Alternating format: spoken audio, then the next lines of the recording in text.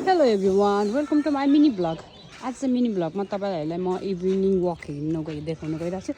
Evening walk जाँदा जाँदा यहाँ हेर्नुहोस् त कति धेरै मेवा फलेछ। अनि यो चाहिँ के को बोट हो तपाईँलाई थाहा छ?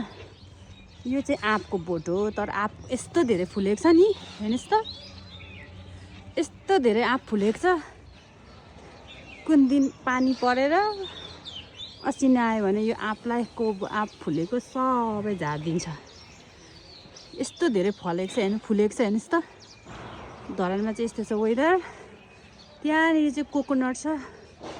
अनि धरानको यति सफा छ हेर्नुहोस् गाइस। धरान यति राम्रो राम्रो घरहरू हुनुहुन्छ है। यस्तो राम्रो राम्रो घर छ टक्कसँगले हेर्नुहोस्। यस्तो राम्रो छ। यहाँ चाहिँ मकै फलिराखेको छ। यहाँ चाहिँ नरिवलको बोट यति धेरै कोकोनट छ नि यो रुखमा। अनि यो घर हेर्नु त यस्तो दामी छ, बब्बाल छ। एकजना भाइले चाहिँ पानी हालिराख्नु भएको छ त्यहाँनिर। यहाँनिर चाहिँ फेरि आँपको बोट आयो हेर्नुहोस् त। यति धेरै आँपको फुलहरू फुलिरहेछ नि, पुरै नगर्नु। यहाँ चाहिँ क्याम्प गयो टक्कसँगले।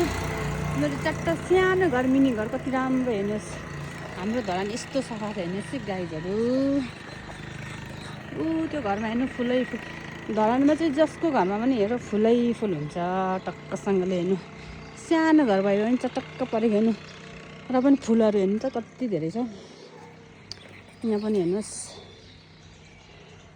यहाँ हेर्नुहोस् यस्तो राम्रो राम्रो फुल रोप्नु भएको छ हेर्नुहोस्।